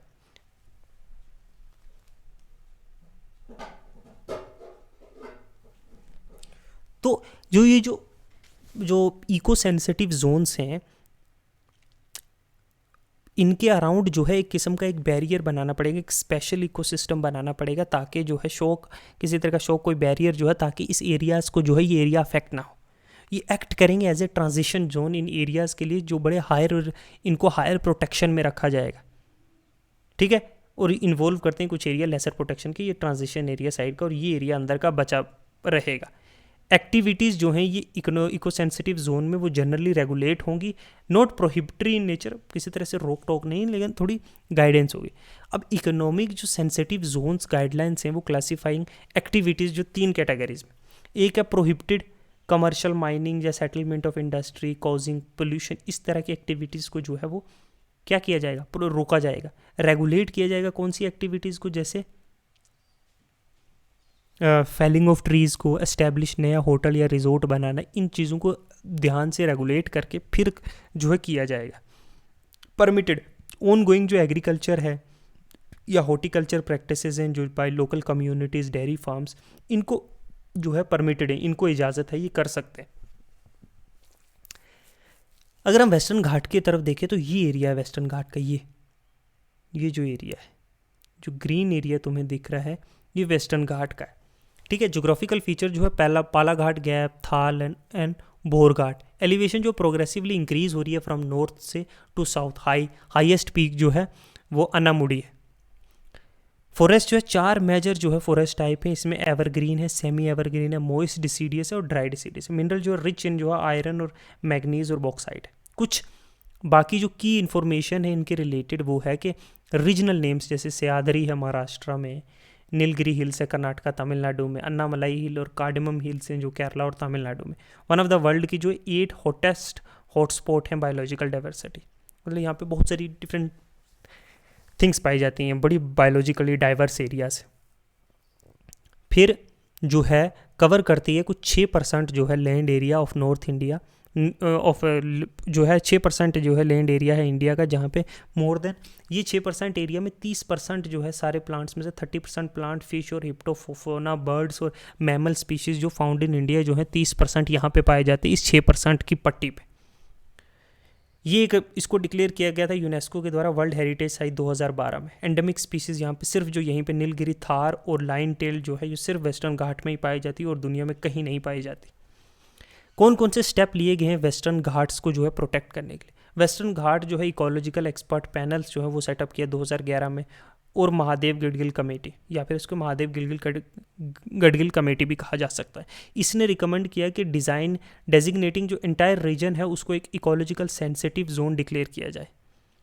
डिवाइड किया गया 3 जोन में, एक फर्स्ट जो हाईली सेंसिटिव, सेकंड जो हाई सेंसिटिव और थर्ड जो है मॉडरेट सेंसिटिव। तो हाई लेवल वर्किंग कमेटी जो है हेडेड बाय D.K. कस्तूरी रंजन है, उनके द्वारा रिकमेंडेड कि कलर कोडिंग की जाए इंडस्ट्रीज़ की, ठीक है। एक्सटेंडिंग इंट्री 20 की इकोनॉमिक प्लानिंग जो है कंकरेंट लिस्ट में रेगुलेट करने के लिए विद इन जो इकोलॉजिकल फ्रेमवर्क। तो वेरियस जो ब्रह्मगिरी हिल केस जो है नेशनल ग्रीन ट्रिब्यूनल ने आस्क, इसने पूछा इन्वायरमेंटल मिनिस्ट्री से फाइनलाइज करने के लिए डेडलाइन कि कब तक जो है डिक्लेयरिंग किया जाएगा वेस्टर्न घाट्स को एक इकोनॉमिक सेंसिटिव जोन। तो ये था इकोनॉमिक सेंसिटिव जोन के बारे में और वेस्टर्न घाट्स के बारे में हम लोगों ने जो है जनरल इन्फॉर्मेशन ली। नेक्स्ट चलते हैं कुछ अदर रिलेटेड न्यूज़। जैसे इंटर ने जो गवर्नमेंटल प्लेटफॉर्म है ऑन बायोडाइवर्सिटी और इकोसिस्टम सर्विसेज, ये क्या है? IPBES। देखो IPBES ने जीता है ब्लू प्लैनेट प्राइज़ जो है फॉर 2024, जो अवार्ड किया जाता है एनुअली जापान के द्वारा बेस्ड एक एशिया ग्लास फाउंडेशन है, उसके द्वारा जो है ये दिया जाता है। तो इंटरनेशनल जो गवर्नमेंट प्लेटफॉर्म है बायोडाइवर्सिटी और इकोसिस्टम, ये क्या है? ये एस्टैब्लिश हुआ था पनामा सिटी में 2012 में। ये एक इंडिपेंडेंट इंटर गवर्नमेंटल बॉडी है जो स्ट्रेंथन करती है, मजबूत करती है साइंस पॉलिसी की इंटरफेस की बायोडाइवर्सिटी और इकोसिस्टम के सर्विस के लिए। ये यूएन बॉडी नहीं है, it is not a UN body. However United Nation environment programme जो है ये प्रोवाइड करता है सेक्रेटरीट सर्विस जो है IPBES को। सेक्रेटरीट इसका बोन जर्मनी में है, ठीक है। करंटली इसके जो है मोर देन 145 मेंबर स्टेट है इंक्लूडिंग इंडिया भी। ऑल जितने भी मेंबर्स हैं यूएन के वो एलिजिबल हैं IPBES के मेंबर बनने के। तो बोन जर्मनी में जो है इसका हेडक्वार्टर है। इसको जो है 2024 में जो है ब्लू प्लैनेट का प्राइज़ मिला है, जो एक जापान बेस, ठीक है। Integrated development for wild life habitat, recently union जो कैबिनेट है उसने अप्रूव किया है कि कंटिन्यू की जाएगी एक सेंट्रल स्पॉन्सर स्कीम जो है इंटीग्रेटेड डेवलपमेंट जो है वाइल्ड लाइफ हैबिटेट की फॉर 15th फाइनेंस कमीशन की साइकिल। क्या है ये IDWH, जो इंटीग्रेटेड जो डेवलपमेंट? देखो ऑब्जेक्टिव एक सेंट्रली स्पॉन्सर्ड अम्ब्रेला स्कीम है मिनिस्ट्री ऑफ इन्वायरमेंटल की। सपोर्ट करेगी प्रोटेक्टेड एरिया जैसे national park, wild life sanctuary, conservation reserves हैं या कम्युनिटी सर्विसेज हैं, उनको जो है सपोर्ट करेगी, उनको प्रोटेक्ट करने में जो है हेल्प करेगी, ठीक है। प्रोटेक्ट करेगी जो वाइल्ड लाइफ है इन प्रोटेक्टेड एरिया से बाहर भी, जो वाइल्ड के जो लाइफ है, बहुत सारे प्लांट स्पीशीज़, एनिमल्स हैं जो इन प्रोटेक्टेड एरिया से बाहर भी, उनको भी प्रोटेक्शन में हेल्प करेगी ये स्कीम। रिकवरी प्रोग्राम सेव बहुत सारे क्रिटिकल इंडेंजरिंग स्पीशीज़ और हैबिटेट्स को जो है प्रोटेक्ट कर, रिकवरी प्रोग्राम्स उनके लिए लॉन्च किए गए। सो फार 22 स्पीशीज़ जो हैं वो आइडेंटिफाई किए गए हैं स्पेशल रिकवरी प्रोग्राम्स के लिए। सब जो स्कीम है इसके अंडर जो है वो टाइगर प्रोजेक्ट है, प्रोजेक्ट डॉल्फिन, एलिफेंट, टाइगर, जो project tiger, project elephant, lion, dolphin, ये स्कीम से 1973 में प्रोजेक्ट टाइगर है, ये सारे 1992 के। नेक्स्ट है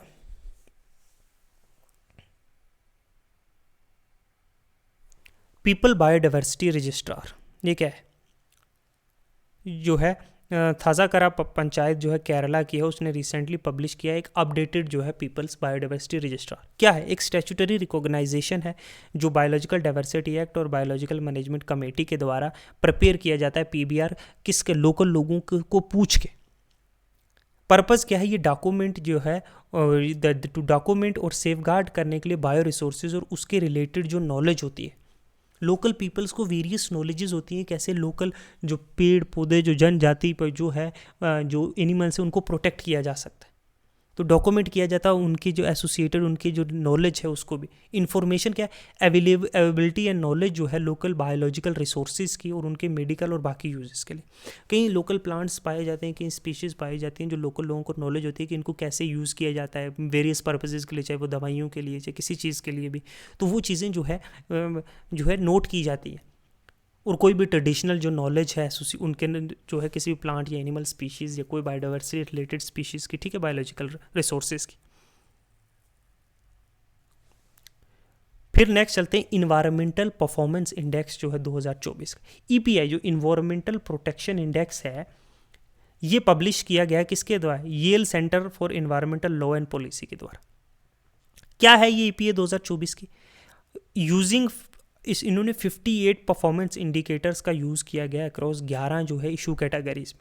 EPA रैंक करती है 180 कंट्रीज़ को क्लाइमेट चेंज परफॉर्मेंस के बेस पर, इन्वायरमेंटल, उसकी हेल्थ और उनकी इकोसिस्टम अवेलेबिलिटी पर। एस्थोनिया ने जो है टॉप किया इस लिस्ट में। इंडिया रिलेटेड अगर फाइंडिंग देखें तो इंडिया का रैंक जो है 176 है, बहुत बुरी हालत है। इन 2022 में जो है इंडिया ने सप्रेस किया है चाइना को as the world largest emitter of anthropogenic SO2। मतलब अब SO2 जो है इंडिया जो है चाइना से भी ज़्यादा जो है एमिट कर रही है। 176 180 में से तो कोई खास रैंक नहीं है, लोएस्ट है। नेशनल कंजर्वेशन इंडेक्स क्या है? नेशनल कंजर्वेशन इंडेक्स 2024 का रिलीज़ किया है गोल्डमैन जो है Sonnenfeld school of sustainable and climate change ने।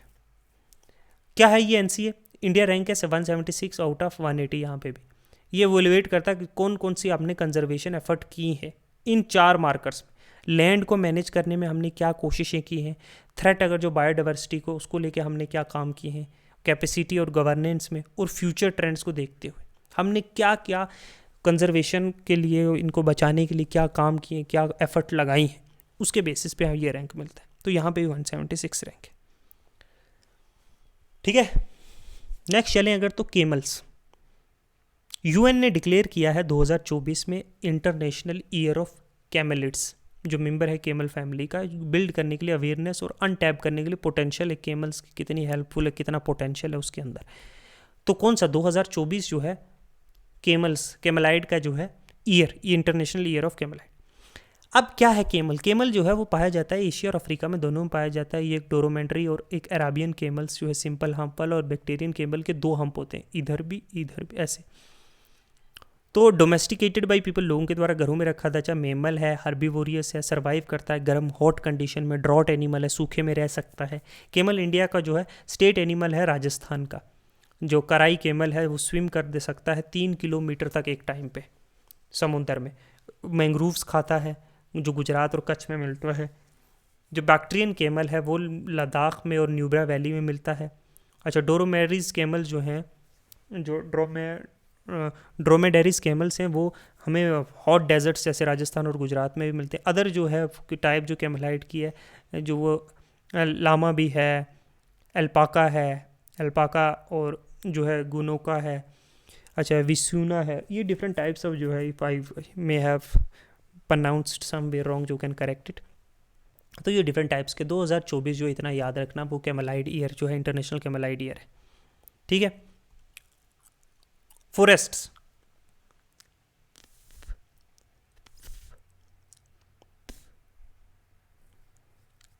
फॉरेस्ट के बारे में देखें तो UNREDD, क्या न्यूज़ में यूनाइटेड नेशन जो प्रोग्राम है कि किस तरह से रिड्यूस कर सकते हैं, रिड्यूसिंग अमिशन फ्रॉम डिफॉरेस्टेशन और फॉरेस्ट डिग्रेडेशन, कि फॉरेस्ट के कम होने से और जंगल की कटाई से जो है ना प्रोग्राम, किस तरह से रिड्यूस किया जा सकता है डिफॉरेस्टेशन और फॉरेस्ट डिग्रेडेशन से एमिशन। ये रिपोर्ट टाइटल की गई है, इसका टाइटल है raising emission accelerating action towards, किस तरह से एनहेंस किया जा सकता है जो नेशनल डिटरमाइन कंट्रीब्यूशन है फॉरेस्ट का, वो लॉन्च किया गया। अब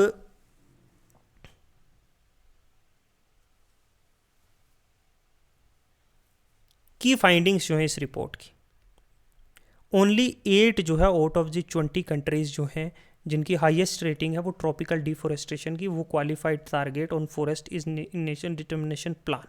सिर्फ 8 हैं 20 कंट्री में से हाईएस्ट रेट जिनका ट्रॉपिकल डिफॉरेस्टेशन में उन्होंने जो है हैव क्वालिफाइड टारगेट अचीव किए। 11 जो नेशनल डिटर्मिनेशन कंट्रीब्यूशन थी वो कंटेन करते हैं quantified target related to afforestation, reforestation, mitigating climate change जैसे रिड्यूस हो रहा है डिग्रेडेशन फर्स्ट का।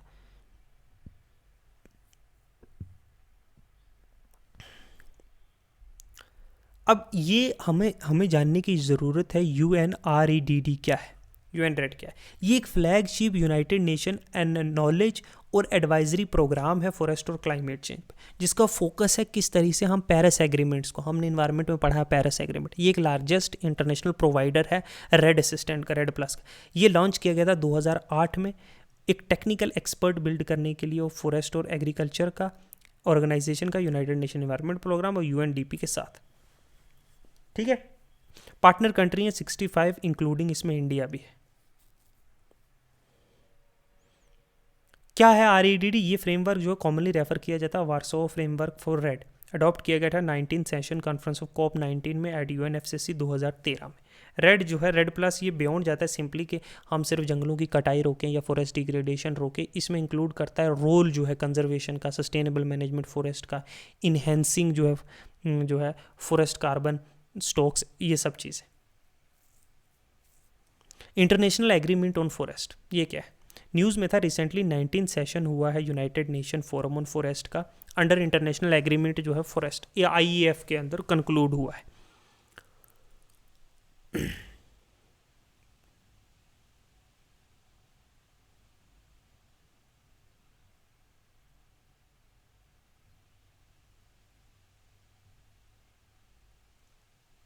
कुछ की टेक अवे अगर हम देखें UNFF 19 की मीटिंग का, कि वर्ल्ड जो है इस of track, global forest goals in 2030 तक का अचीव करने के रास्ते पे नहीं है, ऑफ ट्रैक है।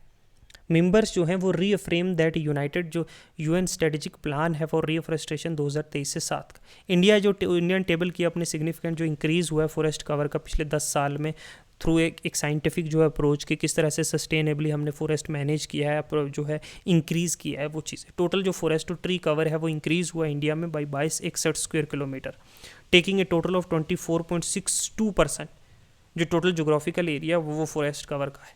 17 स्टेट में 33% से ज़्यादा जो एरिया है वो फॉरेस्ट कवर में है। United nation strategic plan for forest under 2000, ये क्या था? 17 से 30 जो यूनाइटेड नेशन का प्लान है फॉरेस्ट का, वो क्या है कि फोर्ज करेंगे एक स्पेशल सेशन जो UN फोरम का फॉरेस्ट पे जो हेल्ड हुआ था 2017 में हुआ था, ये एक फोरम स्पेशल फॉरेस्ट के लिए, और इसने एक एम्बिशियस विजन रखा था किस तरह से हम लोग ग्लोबल फॉरेस्ट को 2030 तक जो है और इम्प्रूव करें। जितने भी मेंबर्स है UN के, वो मेंबर है UNFF के इंक्लूडिंग इंडिया। इसमें 6 जो है ग्लोबल फॉरेस्ट गोल्स हैं, 6 मकसद है, और बाकी 26 जो हैं कुछ उसके जुड़े हुए उससे टारगेट्स हैं जो अचीव करने हैं 2030 तक, जो वॉलेंट्री और यूनिवर्सल है।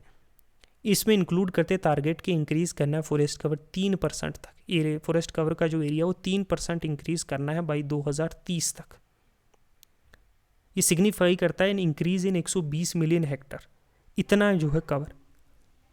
It build a vision of 2030 agenda. Forest जो ग्लोबल फॉरेस्ट गोल है, जो ग्लोबल फॉरेस्ट गोल है वो फ्लैगशिप एक UN रिपोर्ट है ऑन फॉरेस्ट।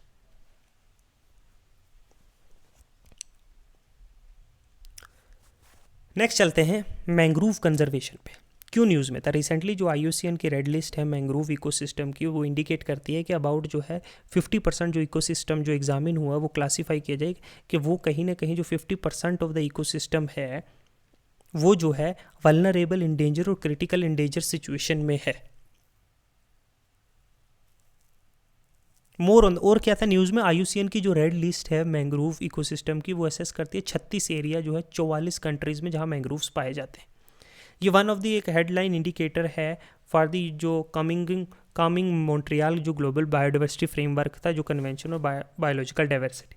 अब मैंग्रोव इकोसिस्टम जो साउथ इंडिया में, श्रीलंका में, मालदीव में, या नॉर्थ वेस्ट अटलांटिक में, वो आइडेंटिफाई किया कि बड़ा क्रिटिकली इंडेंजर्ड है कि आने वाले समय में पूरी तरीके से ख़त्म हो सकता है। स्टेटस जो इंडियन मैंग्रोव का जो अंडोमान में या बे ऑफ बंगाल में, वो लीस्ट कंसर्न है कि इतना कोई नहीं है, अच्छे खासे हाल में है, ठीक है, ग्रोइंग। लेकिन साउथ इंडिया का और जो वेस्ट इंडिया का है वो बड़ा वल्नरेबल और क्रिटिकली इंडेंजर्ड सिचुएशन में। क्या है मैंग्रोव और ecosystem service provided? About mangrove and ecosystem, about जो प्राइमरी लोकेशन है ट्रॉपिकल, सब ट्रॉपिकल और जो वार्म गर्म जो टेम्परेट के जो कोस्टल कोस्ट्स हैं, जो समुद्र के तट हैं, वो कवर करते हैं अप्रोक्सीमेटली 15% जो वर्ल्ड का कोस्ट लाइन। अब सर्विस जो प्रोवाइड की जाती है, मैंग्रोव जो है कार्बन सिक्वेस्ट्रेशन का काम करता है, 11 million tonne approximately carbon, 3 time amount जो है वो स्टोर किया जाता है ट्रॉपिकल एरियाज में और of same size. Biodiversity conservation, disaster risk reduction etcetera. India में अगर मैंग्रोव का स्टेटस देखें तो इंक्रीज़ हुआ है 17 स्क्वायर किलोमीटर, अबाउट 0.3% जो है कंपेयर टू जो प्रीवियस असेसमेंट है उसके हिसाब से। कुछ मेजर जो अगर लोकेशन देखें तो अंडोमान निकोबार आइलैंड है, सुंदरबन है, बे ऑफ वेस्ट बंगाल का, महानदी है, गोदावरी और कृष्णा डेल्टाज यहाँ पाए जाते हैं। इंडिया के इनिशिएटिव मैंग्रोव के लिए मिस्टी है, मैंग्रोव इनिशिएटिव जो शोरलाइन हैबिटेट और टेंजेबल इनकम, ये मिनिस्ट्री ऑफ इन्वायरमेंट, फॉरेस्ट और क्लाइमेट चेंज के अंदर है, ठीक है। फिर एक है sustainable aquaculture in mangrove ecosystem, SAIME, SAIME initiative है, ठीक है, जो बिल्ड करेगा एक्वा जो है फार्म्स यूजिंग जो है IMA, integrated mangrove aquaculture system. एक मैजिकल मैंग्रोव कैंपेन है जो वर्ल्ड वाइड फंड इंडिया के द्वारा has in joint citizen 9 coastal states में जो है मैंग्रोव को बचाने के लिए। फिर नेशनल कोस्टल मिशन है कंजर्व और मैनेज करने के लिए मैंग्रोव्स और कोरल रीफ्स। तो ये वेरियस इनिशिएटिव्स। ग्लोबल अगर इनिशिएटिव के देखें तो मैंग्रोव ब्रेक थ्रू ने लॉन्च किया था UNFCCC टॉप 20 में शर्म अल शेख इजिप्ट में बाई यूनाइटेड नेशन, जो हाई लेवल एक क्लाइमेट कैंपेन है और एक ग्लोबल मैंग्रोव इनिशिएटिव भी है। टारगेट फॉर सिक्योरिंग फ्यूचर और 15 मिलियन हेक्टर ऑफ मैंग्रोव जो है ग्लोबली जो है इतने जो है वो हमने क्या करने बचाने। अंडरपिन जो है 4 बिलियन जो है सस्टेनेबल फाइनेंस भी इसके लिए होगा। फिर है बाकी इसके रिलेटेड फॉरेस्ट एडवाइजरी कमेटी जो है, फॉरेस्ट एडवाइजरी कमेटी को जो है has exempted survey involving drilling और felling up to 100 trees for hydro and other development project in forest area. क्या है ये फॉरेस्ट एडवाइजरी कमेटी? ये एक स्टैट्यूटरी बॉडी है जो फॉरेस्ट कंजर्वेशन एक्ट 1980 के जो है under ministry of forest, ministry of environment, forest और क्लाइमेट चेंज के अंडर आती है। ये अप्रूव करती है किस तरह डाइवर्जन होगा फॉरेस्ट लैंड का for non forest purposes, assess करती है लैंड रिक्वेस्ट वैलिडिटीज़, एवेलुएट करती है कितना इम्पैक्ट होगा अगर कोई प्लान जो कहीं फॉरेस्ट एरियाज़ पे कोई काम हो रहा है, कोई रोडवेज रेल निकल रही है, कोई और प्रोजेक्ट है, कोई फैक्ट्री है, कोई माइनिंग है, पोटेंशियल कितना डैमेज होगा लोकल क्लाइमेट को या वाइल्ड लाइफ हैबिटेट को। रोल क्या है FAC का? ये रिकमेंडरी है नेचर में as far as diversion of forest land for the purpose of non forest use के लिए सॉरी। और क्या है, कोई इंपॉर्टेंट चीज़ देखते हैं, ये तो कुछ नहीं है, यहाँ चलते हैं। नहीं, वेटलैंड, कोस्टल और कोस्टलैंड और ओशंस, हाई सीज ट्रीटी क्या है न्यूज़ में? यूनाइटेड जो यूनियन कैबिनेट ने अप्रूव किया है कि साइन कर रहे हैं वो biodiversity beyond national jurisdiction agreement, high seas treaty जो 12 नॉटिकल माइल के बाद आती है। क्या है high sea? What are high seas? As per जो IUCN जो यूनाइटेड नेशन कन्वेंशन है on law of sea, UN clause जो है, UN क्लॉज है, इसके अकॉर्डिंग जो डिमार्केशन जो हाई सीज की होती है, ऑल पार्ट ऑफ तमाम वो सी का जो एरिया जो इंक्लूडेड नहीं है इकोनॉमिकली, जो एक्सक्लूसिव इकोनॉमिक जोन में या टेरिटोरियल सी नहीं है तुम्हारा, या इन और the internal water of the state, वो जो है हाई सी होता है। अब इसको ध्यान से देखना क्या है, UN क्लॉज जो है वो डिटरमाइन करता है अलग अलग जोन जो है ओशन के, जैसे टेरिटोरियल सी 12 नॉटिकल माइल्स तक अपने बेसलाइन जहाँ आपका शोर है वहाँ ख़त्म होता है, उससे 12 नॉटिकल माइल तक जो है वो आपकी टेरिटरी है, टेरिटोरियल सी है, मतलब आपकी कंट्री का। कंटीजियस जोन अप टू 24 जो है नॉटिकल माइल, इससे जो है 12 और 24 नॉटिकल माइल तक जो है बेस लाइन से एक्ट करता है एक तरह का बफर जोन, जहाँ थोड़ी कुछ हद तक आपकी कंट्री की लॉज जो है स्वर्गनिटी होती है, limited sovereignty. Exclusive economy 200 nautical mile तक जो है आपकी क्या है, बेस लाइन से कोई स्वर्गनिटी नहीं है ऑफ कोस्टल एरियाज, वैसा लॉज वो चीज़ इंप्लीमेंट नहीं होंगे, ठीक है। लेकिन 200 मोल ना एक्सक्लूसिव इकोनॉमी के आप लोग कोई अगर आपका वहाँ फॉसल फ्यूल कोई और चीज़ वैसे इकोनॉमिक बेनिफिट्स के लिए फिशरी के लिए ये चीज़ें आपने कर सकते। ग्लोबल का जो कॉमन्स है हाई सीज जो है 64% जो है हाई सी है, जहाँ किसी की भी स्वर्गनिटी नहीं है, वो कंसीडर ये किए जाते हैं ग्लोबल कॉमन, सबका है, belong to no one and everyone, हर कोई जो है इक्वल राइट एंजॉय करता है, ठीक है, हाई सी जो एरिया से। BBNJ एग्रीमेंट क्या है? जो biodiversity beyond natural jurisdiction agreement क्या है? ये नेम जो है एग्रीमेंट जो है कंजर्वेशन और एक तरह का सस्टेनेबली के फ्यूचर को ध्यान में रख के यूज़ किए जाएंगे, जितने भी बायोलॉजिकल डाइवर्सिटी है वहाँ पे, जो प्लांट एनिमल जिस तरह की भी स्पीशीज़ है वो बड़ा ही ध्यान से किया जाएगा, जो बियॉन्ड है नेशनल जुरिस्डिक्शन के बाहर का जो एरिया है। इंटरनेशनल ट्रीटी जो है under united nation convention on laws of sea UNCLOS, it will be the third implementing agreement, ये तीसरी एग्रीमेंट है अंडर UN क्लॉज के तहत, जो which if and when it enters into force. 1994 में पार्ट 11 इंप्लीमेंट किया एग्रीमेंट, एक्सप्लोरेशन के mineral exploration के लिए 200 नॉटिकल माइल तक तुम जा सकते हो। 1995 में UN फिश स्टॉक एग्रीमेंट हुआ था, ये पहला हुआ, ये दूसरा हुआ UN क्लॉज के अंदर कंजर्वेशन और मैनेजमेंट जो माइग्रेटरी फिश स्टॉक्स। 2023 में जो है is an open for signature of 2 years, 2023 से ये ओपन हो चुका है तीसरा एग्रीमेंट जो BBNJ। 91 कंट्रीज़ ने साइन किया है, 8 पार्टीज़ जो है उन्होंने रेक्टिफाई किया है जून 2024 में। ऑब्जेक्टिव क्या है? कंजर्व करना है और एक फ्यूचर को ध्यान में रख के जो मरीन के जो वाटर के जो बायोलॉजिकल डाइवर्सिटी है इन एरिया की बियॉन्ड जो नेचुरल जुरिस्डिक्शन है उसको यूज़ करने की। मिनिस्ट्री जो है अर्थ साइंस की वो एक स्पेयर हेड है इम्प्लीमेंट करने के लिए इसको इंडिया में। ठीक है, तो ये चीज़ें याद रखने की, प्रोविजंस इसके इतने याद रखने की कोई ज़रूरत नहीं। कोरल ब्लीचिंग एक कंसेप्ट है, वो हम समझ लेते हैं, फिर चलते हैं नेक्स्ट पे। कोरल ब्लीचिंग रिसेंटली जो है वाइड स्प्रेड जो है कोरल ब्रीच जो है वो देखा गया है इंडियन कोस्ट पे लार्जली, जिसने जो है Lakshadweep, gulf of Mannar, Palk bay, Andaman Nicobar islands को अफेक्ट किया है। लक्षद्वीप आइलैंड में made up of coral atoll, जो कोरल्स के जो आइलैंड बने होते हैं एट वो बड़े रिस्क में। ब्लीचिंग जो है ये देखी जा रही है अक्रॉस ऑल स्पीशीज़ में, जो भी है जो कोरल रीफ्स की स्पीशीज जो ओफन जो है मोर जो है स्ट्रेस टॉलरेंट थी, जैसे पोरितोस लुताई है या फिर पेवोना वाइवेरियंस है, वो भी अब ब्लीच होने लग गए हैं, ख़त्म होने लगे हैं। लक्ष्य ब्लीचिंग मतलब लॉस, कलर लूज कर देती है जो कोरल रीफ से। कोरल रीफ जो डिफरेंट टाइप्स ऑफ कलर्स की होती है, तो कहीं ना कहीं वो लूज कर देती है, उसको ब्लीचिंग कहते हैं। गल्फ ऑफ मन्नार जो है, जो लाइव कोरल कवर है इन गल्फ ऑफ मन्नार, वो डिक्रीज हो गया 37 से 27% में 2005-21 के बीच में। गोवा में कोरल ब्लीचिंग स्टार्ट हुई है, बट एक स्पीशीज़ को ही हो रही है, सिर्फ जो है गोनियोपोरा को। ठीक है, फिर है about coral and coral bleaching. देखो कोरल जो है ना वो इनवर्टिब्रेट एनिमल्स होते हैं, जो large group of animals call cnidaria से होते हैं। नाइडेरिया भी कहते हैं इसको, कनाइडेरिया भी कहते हैं। जनरली एक हार्ड कोरल होती है। मैं आपको एक अगर इसका सही से बताऊं तो when coral started to lose, उससे बहुत सारे कारण की वजह से भी हो सकता है, चाहे ओशन एसिडिफिकेशंस हो इसमें, या पोल्यूशंस की वजह से, ओशन का टेम्परेचर राइज हो, पीएच वैल्यू की वजह से, बाय अलग किसी इन्वेजिव स्पीशीज़ की वजह से भी होती है।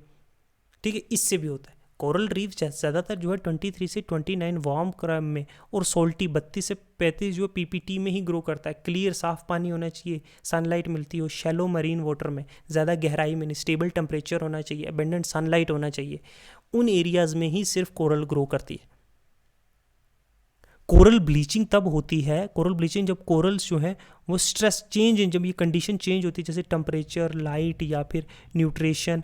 ठीक है, तो वो एक जो सिम्बियोटिक जो जूस लेंथिया के बीच में जो उनका जो सिम्बियोटिक रिलेशनशिप होता है ना एक दूसरे का, जब वो लूज वो जो है वो टूट जाता है, और उससे जो है क्या है, कोरल्स जो डिफरेंट कलर्स की, green, red, yellow, different types of colour के होते हैं, तो वाइट टर्न हो जाती है। तो 2023-24 को नेम किया गया है 4th टाइम पे जो ग्लोबल मास कोरल ब्लीचिंग इवेंट हुआ है।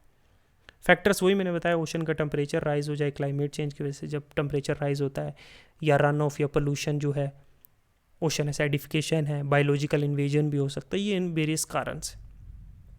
ठीक है, तो ये है कोरल ब्लीचिंग। रामसर साइट क्या है? रिसेंटली जो है एक नई वेटलैंड फ्रॉम इंडिया जो है वो ऐड की गई है रामसर लिस्ट में, और टोटल हो गई 85 साइट इंडिया की। अच्छा, अबाउट एडिड साइट, देखो नागी एंड नकती बर्ड्स है वाइल्ड लाइफ सेंचुरी जो बिहार की है। ठीक है, फिर है नंजर्नियम वाइल्ड लाइफ सेंचुरी तमिलनाडु की, काजू वैली वाइल्ड लाइफ सेंचुरी है। अच्छा, तावा रिजर्वायर है मध्य प्रदेश में। तो ये जो है ऐड की गई। ठीक है, बहुत ये बहुत मैन मेड भी है और नेचुरल भी है। फीचर करती है dry deciduous forest surrounding by hill all through. जो नागी है वो लाई करती है गंगेटिक प्लेन इंडिया में, इसका लैंडस्केप जो रेमिनेंस है to Deccan plateau, the recognise एक इंपॉर्टेंट बर्ड और बायोडाइवर्सिटी साइट्स। तो ये है कि अब हमने इसमें क्या समझना है, ये तो ठीक है, हमने समझना है कि वेटलैंड होता क्या है। ये एक एरिया ऑफ लैंड होता है जो जिसमें पानी जो है भरा हुआ होता है, सैचुरेटेड विद वाटर। वेटलैंड जो है वो मस्ट मीट एटलीस्ट 1 to 9, 1 से 9 कैटेगरी तक, रेगुलरली सपोर्टेड बाई 20,000 और मोर वाटर बर्ड्स जो कंजर्व कर रहे हैं। सिग्निफिकेंस देखो, वेटलैंड जो है कवर करते हैं ओनली 6% जो अर्थ का सरफेस, लेकिन वो सपोर्ट करते हैं 40 से ज़्यादा global biodiversity, plant and animal species different types के। ये फंक्शन करते हैं kidney as a kidney of Earth. ये एक्वेटिक प्लांट्स को एब्जॉर्ब करते हैं, हैवी मेटल को, एक्सेस न्यूट्रिशंस को एब्जॉर्ब कर लेते हैं। जो रन ऑफ जो एग्रीकल्चर का वो कहीं ना कहीं रिवर्स और जो है ओशन में जाके जो है वो ज़्यादा खतरा दे सकता है न्यूट्रिशन साइकिल में, कार्बन सिक्वेस्ट्रेशन में। ठीक है, रामसर कन्वेंशन क्या है? ये एक इंटर गवर्नमेंटल ट्रीटी है। ठीक है, कंजर्वेशन और वाइज यूज़ के लिए, वेटलैंड्स के लिए और उनकी रिसोर्सेज के लिए ये अडॉप्ट की गई थी। रामसर एक ईरानी सिटी है वहाँ पे 1971 में, और ये फोर्स में आई 1975 में। इंडिया इसका पार्ट बना 1982 में। लिस्ट जो है वेटलैंड ऑफ इंटरनेशनल इंपॉर्टेंस, जो इंटरनेशनली जिनकी बहुत इंपॉर्टेंस है, या फिर रामसर लिस्ट जो है वो कंटेन करती है वो वेटलैंड जो जिनकी एक सिग्निफिकेंट वैल्यू है ह्यूमैनिटी के लिए एज ए होल। जिनका रहना बहुत इंपॉर्टेंट है। ओके, तो ये चीज़ है। रामसर साइट्स जो है where changes in ecological character has occurred और अकरिंग, या जहाँ चेंजेस आई हैं वाटर बॉडी में, या जहाँ आ सकती हैं, या जहाँ हो रही हैं, किसी भी तरीके से कोई टेक्नोलॉजिकल डेवलपमेंट हुआ, पोल्यूशन हुआ, या कोई भी ह्यूमन इंटरफेरेंस, जैसे लोकटक था मणिपुर का, कोलाडा नेशनल पार्क था जो इंक्लूडेड है। तमिलनाडु के जो है मैक्सिमम जो है वो Ramsar sites, followed by Uttar Pradesh के, ठीक है। और जो है जैसे जो वेटलैंड, अदर वेटलैंड्स जो न्यूज़ में थे, वेटलैंड इन न्यूज़, जैसे कानवर लेक है जो एक ये काबारताल वेटलैंड है, एक फ्रेश वाटर नेचुरल वेटलैंड है जो ड्रॉ करता है अपना पानी जो है गंडक, बिया और कारे रिवर से। बिहार का जो फर्स्ट रामसर साइट है, फर्स्ट इंपॉर्टेंट एक step over along the central Asia flyovers, जो फ्लाईवेज के लिए जो माइग्रेटरी स्पीशीज़ है। अच्छा, पेंगोंग तासू लेक है, एक एंडोहरिक लेक है, मतलब लैंड लॉक है, चारों तरफ से ज़मीन से गिरा हुआ है। सबसे हाईएस्ट जो है साल्ट वाटर लेक है, 1/3 ऑफ द लेक जो है वो इंडिया में है, ठीक है, बाकी चाइना में लाई करता है। Change colour at the different time, colour change होता रहता है, नॉट एक पार्ट नहीं है इंडस रिवर का, ठीक है, is not a part of Indus river बेसन। फिर पुलिकत लेक है जो लोकेटेड है आंध्र प्रदेश और तमिलनाडु, ये आंध्र प्रदेश और तमिलनाडु की जो है, आंध्र प्रदेश और तमिलनाडु की बॉर्डर पे ये पाया जाता है, इधर कहीं, ठीक है। सेकंड लार्जेस्ट जो है ब्रैकिश वाटर लेक है, ठीक है, इन इंडिया, चलिका लेक के बाद जो उड़ीसा में है, ठीक है। ये चीज़ें, सुंदरबन मैंग्रोव से वर्ल्ड लार्जेस्ट मैंग्रोव इकोसिस्टम है, नेम्ड आफ्टर जो एक स्पेशल स्पीशीज़ वहाँ पे मिलती है उसके नाम पे, जो है लोकेटेड वर्ल्ड लार्जेस्ट जो है डेल्टाज, गंगा ब्रह्मपुत्रा डेल्टाज, ये देखो ना, ये छोटे छोटे यहाँ पे गंगा ब्रह्मपुत्रा डेल्टाज और मेघना रिवर जहाँ तीनों आके मिलती है। तो इतने रखते हैं आज के लिए, नेक्स्ट क्लास में मिलते हैं। जो इंपॉर्टेंट चीज़ थी, कुछ मैगजीन्स में भी कुछ चीज़ बड़ी एक्स्ट्रा डाली हुई होती हैं जो इतना हम लोग रिवाइज भी नहीं कर पाएंगे, तो उनको फ़ायदा नहीं है पढ़ने। We will do only important things and then that we can revise one more time before the prelims. Okay, so इतने रखते हैं। Thank you, good bye.